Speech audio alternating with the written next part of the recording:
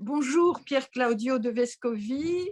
Je suis tellement contente de pouvoir vous interviewer au nom des éditions du Martin Pêcheur Domaine Jungien à propos de votre livre dont j'ai été la traductrice en français et qui s'appelle en français Jung et la figure du père, qui est publié donc aux éditions du Martin Pêcheur. Juste une rapide présentation pour ceux qui ne vous connaissent pas. Vous êtes un psychanalyste jungien qui vit et travaille en Toscane, dans cette belle ville de Pistoia.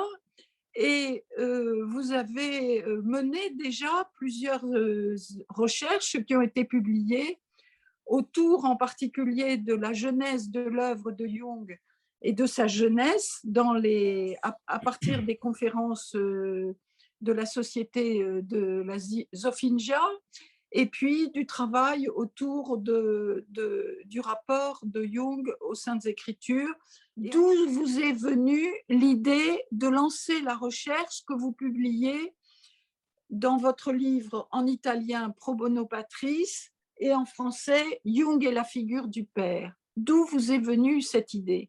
En lisant ma vie, l'autobiographie de Jung, je suis encore une fois frappé par les rêves de la cathédrale de Bâle, où le dieu faisait tomber ses excréments, ses grands excréments. Et alors, soudain, une pensée m'est venue. Et j'avais pensé, mais par hasard, peut-être que la cathédrale de Bâle soit le lieu où ses parents se sont mariés. Alors, un peu ému, j'écris aux archives de Bâle, aux archives nationales de Bâle, et la réponse m'a ému, vraiment ému. Ils m'ont dit que la cathédrale de Bâle était le lieu où les parents de Jung se sont mariés. Alors, j'ai regardé les rêves de la cathédrale dans une forme différente et je me suis demandé les motifs de toutes ces merdes qui tombaient sur la cathédrale, sur les lieux où, par le mariage de ses parents, sa histoire est commencée. Alors, avec ces émotions, j'ai écrit aux archives de Bâle, aux archives nationales de Bâle, et ils m'ont envoyé un article de Wilhelm His sur le père de Paul Achilles Jung, c'est-à-dire le grand médecin Carl Gustav Jung senior, qui était Le grand-père de Jung. le grand-père de Jung, oui. Et dans cet article, j'ai connu le climat, j'avais la possibilité de connaître le climat familial de Jung, de Paul Achilles Jung. Et il était confronté avec deux frères plus âgés que lui quand il était enfant, et surtout le deuil pour la mort de la mère quand il était âgé de 13. Alors, j'ai écrit à l'université de Bâle. Ils m'ont mis à disposition les documents sur les études de Paul Achilles Jung, qui était licencié à Bâle en théologie. Il était ordonné comme pasteur de l'Église réformée suisse et ils lui ont assigné 3 paroisses. La première à Kessville, sur le lac de Constance, où est né Jung. La deuxième à Laufen, et la troisième à Klein-Uningen, qui dans cette période était dans la banlieue de Bâle. Et alors, je me suis demandé les mythes avec les recherches sur Paul Achilles Jung. Je crois d'avoir mis plus en lumière les mythes de Jung. Les mythes de Jung qu'il disait, c'est l'handicap avec lequel j'ai commencé. Et l'handicap était un profond désir d'avoir une figure bienveillante du père, mais dans le même temps de la détruire immédiatement.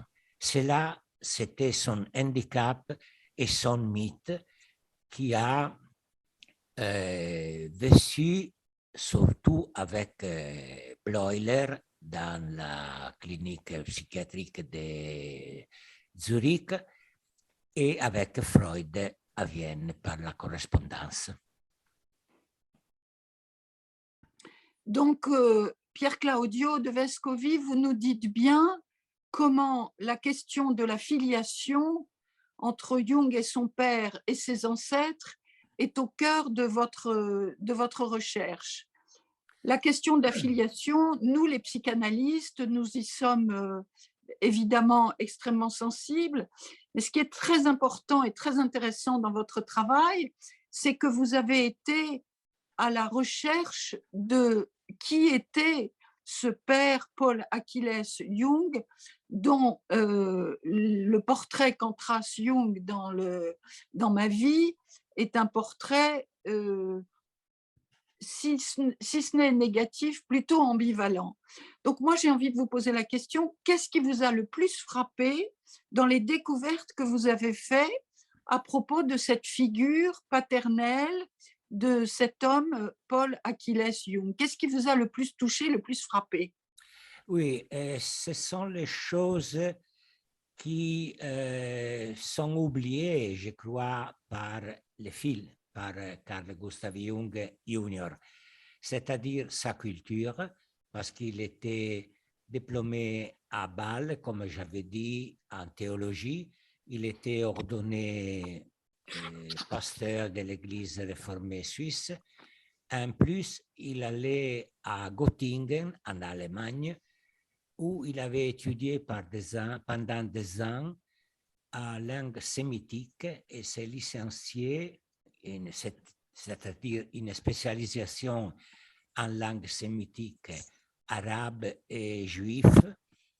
Et après, il avait travaillé dans l'hôpital psychiatrique Friedemann de Bâle, où il était apprécié comme pasteur pour les cas difficiles, pour les patients psychotiques difficiles.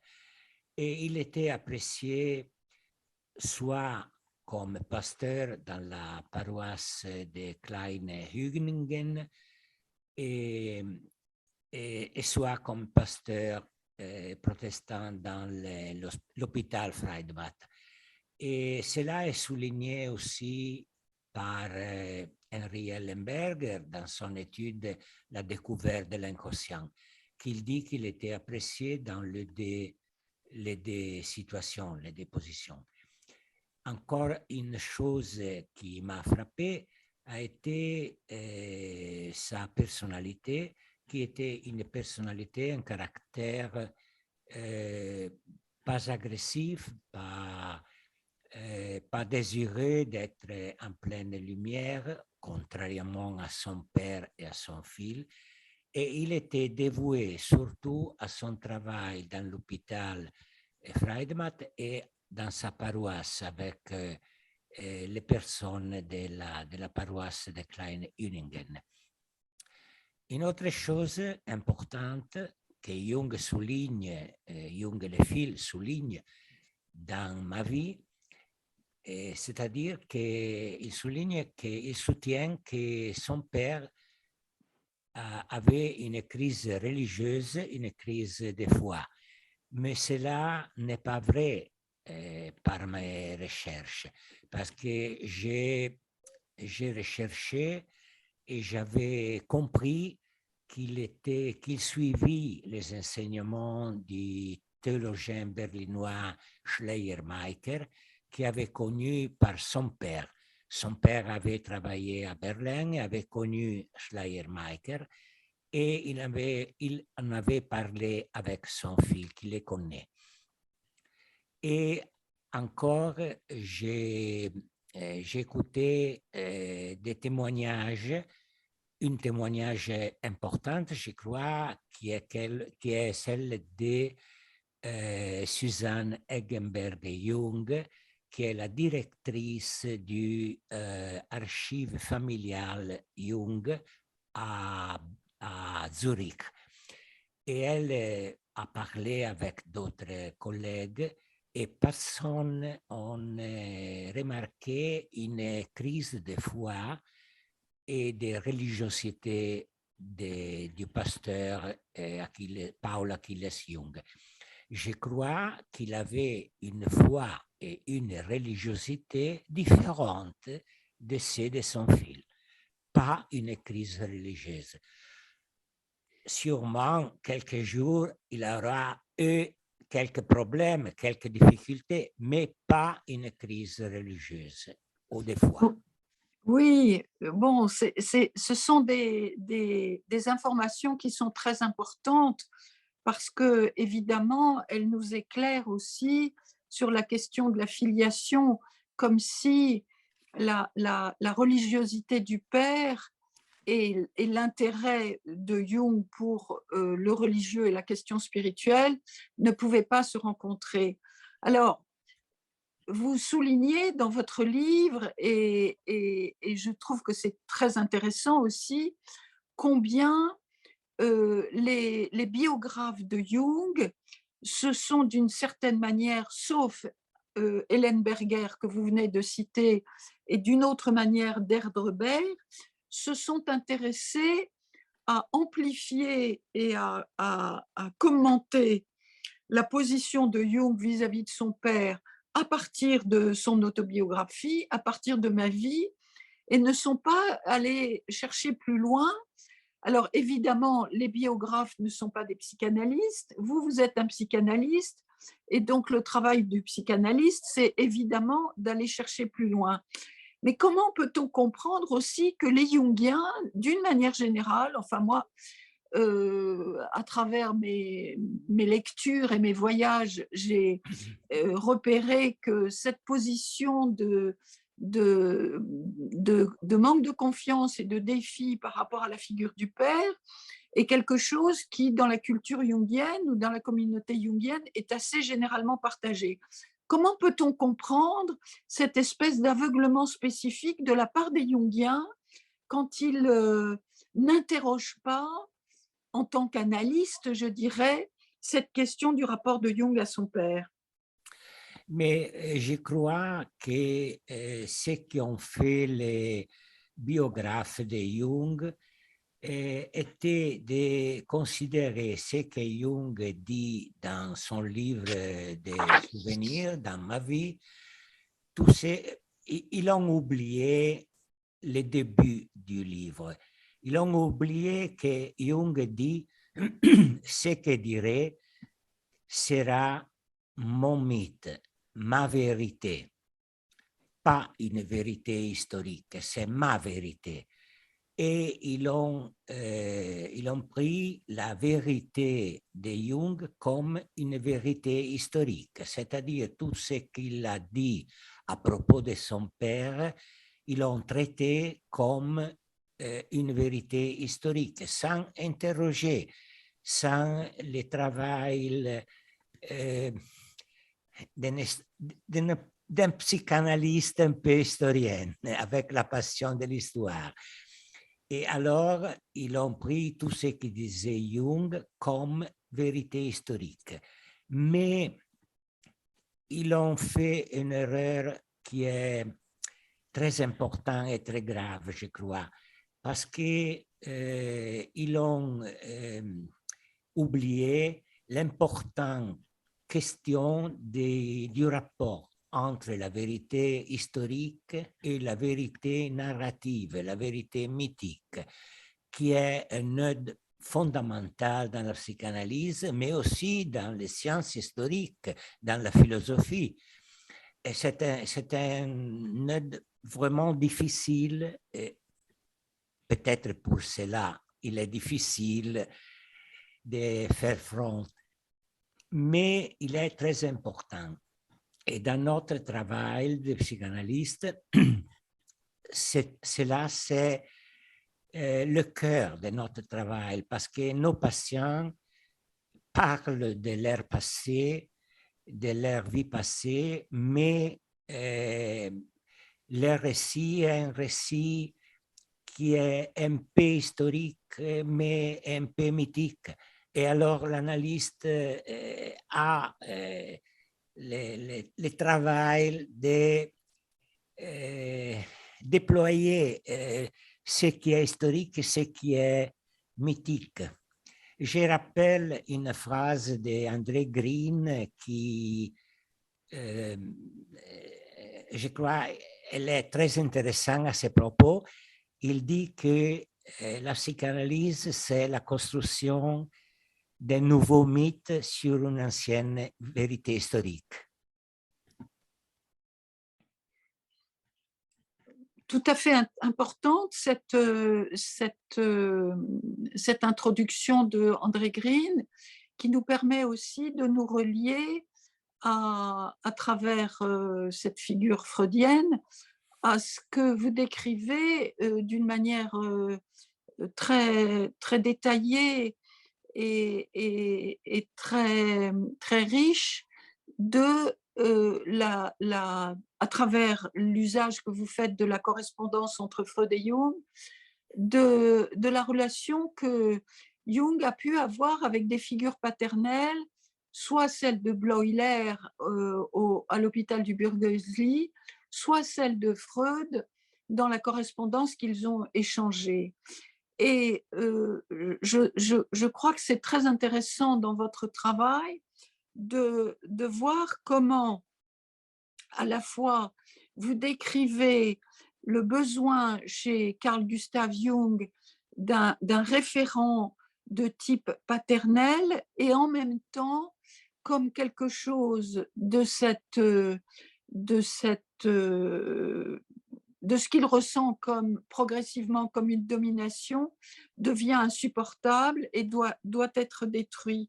Alors, la question est également à reprendre au titre de Freud, qui avait besoin d'un héritier et qui le dit à plusieurs occasions et ne pouvait pas non plus supporter et accepter que son héritier ne prenne pas le même chemin que lui. Donc, on voit bien comment une problématique de filiation se croise chez ces deux personnages historiques et en même temps va donner lieu à, pour chacun des deux, une œuvre quasiment universelle.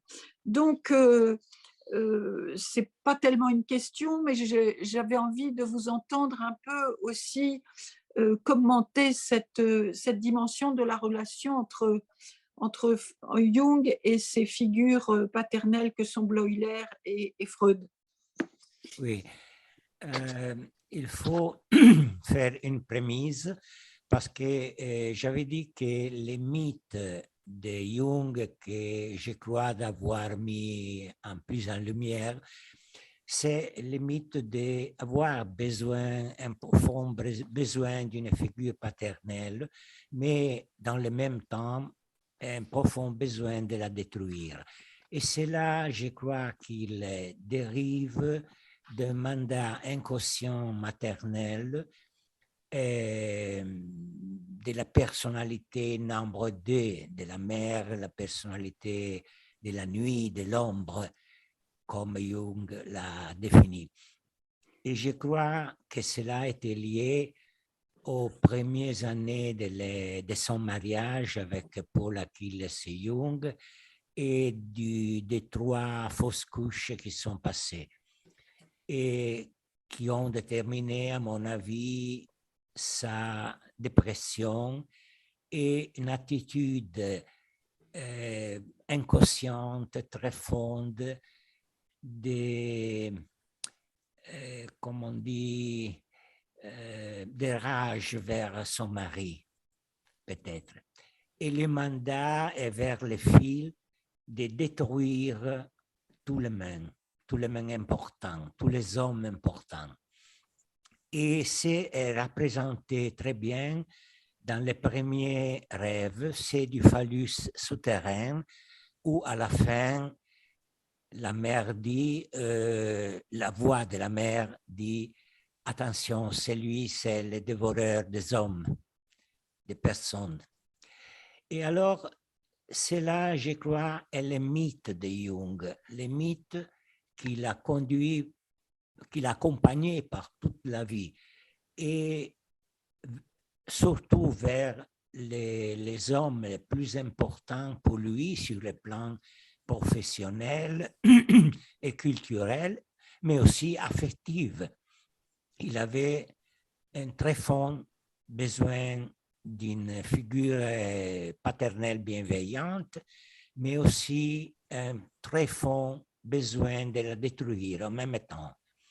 Et c'est passé avec Eugen Bleuler à l'hôpital psychiatrique, à la clinique Burgözli de Zurich, et avec Freud à travers la correspondance entre Zurich et Vienne. Et cette correspondance était très, très importante parce qu'on peut lire, on peut voir soit les rapports avec Freud, soit son rapport avec Bleuler, qui décrit dans ses lettres à Freud. Et nous pouvons les lire et voir ce qu'il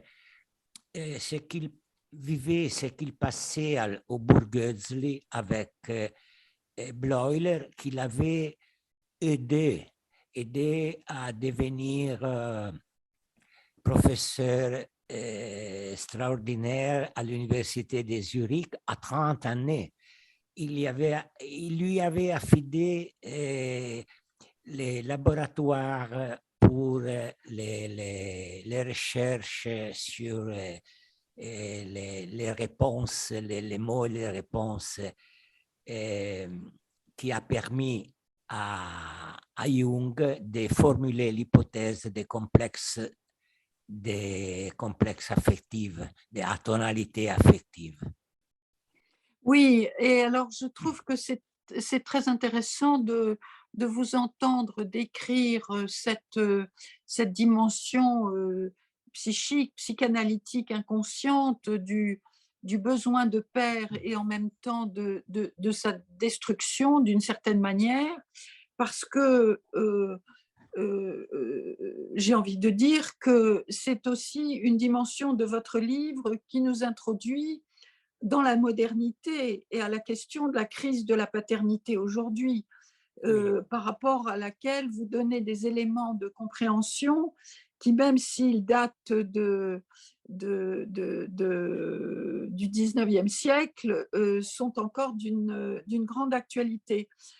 Pour conclure, est-ce que vous pourriez dire que le travail que vous avez fait vous ouvre aussi dans le travail avec vos patients? Vous dites bien, comme dans la problématique de Jung, il y a le mandat inconscient de la mère, c'est-à-dire ça nous remet dans la cathédrale de Bâle, en fait, au moment du mariage, sauf que l'histoire ne s'est pas développée comme sur un mode d'un couple conjugal qui fonctionne en face d'un fils qui a besoin de grandir et de se confronter.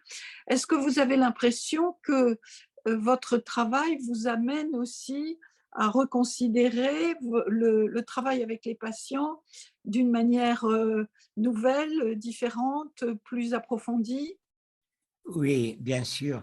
Je crois que je suis plus attentif à observer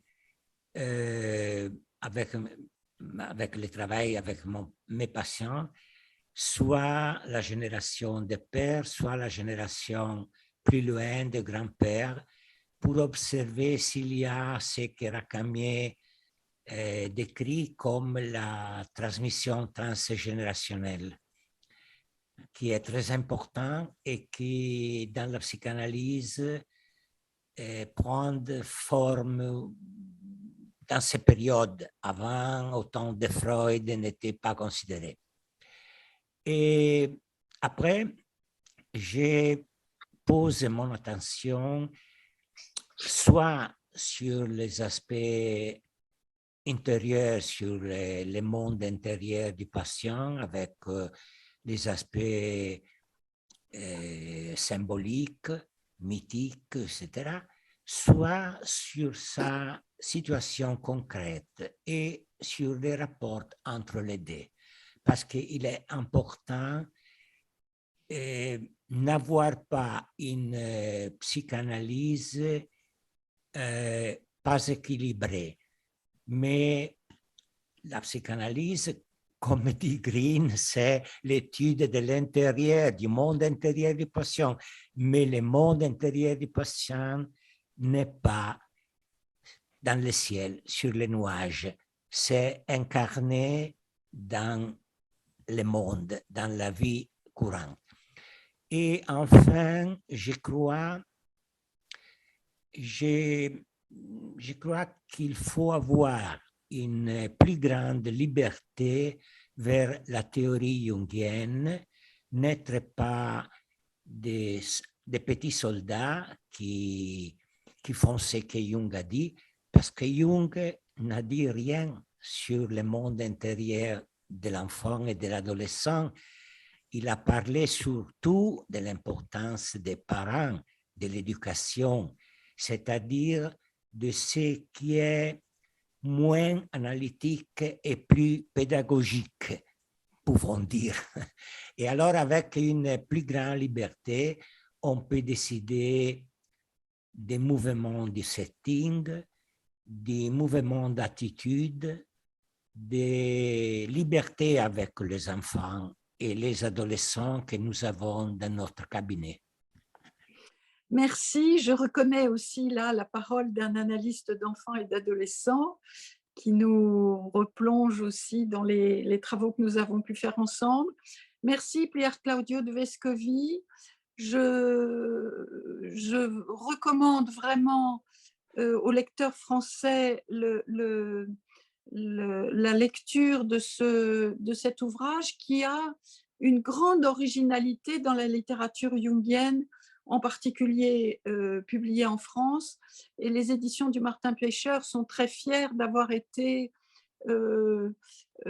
acteurs et actrices, puisque moi je suis la traductrice, de cette ouverture au monde du paternel.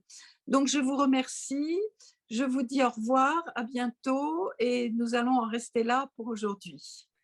Alors merci à vous, et merci à Martin Pêcheur, et merci à tout le monde qui peut-être achètera les livres. Ouais.